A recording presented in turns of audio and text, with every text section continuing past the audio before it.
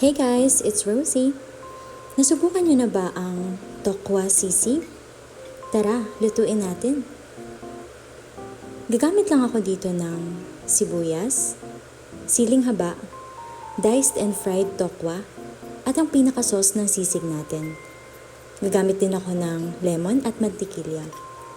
Sa mainit na kawali, pinagsama-sama ko lang ang mga na-prepare kong ingredients.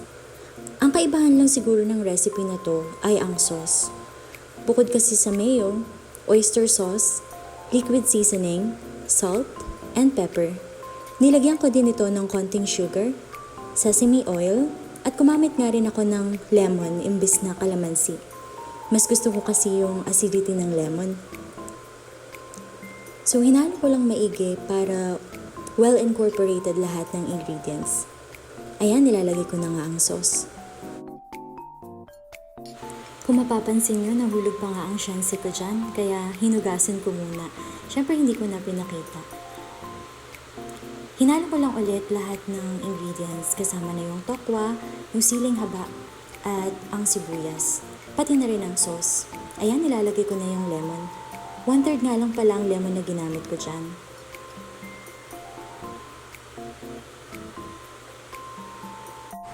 Hinalo ko lang ulit yan ng konti, tapos okay na.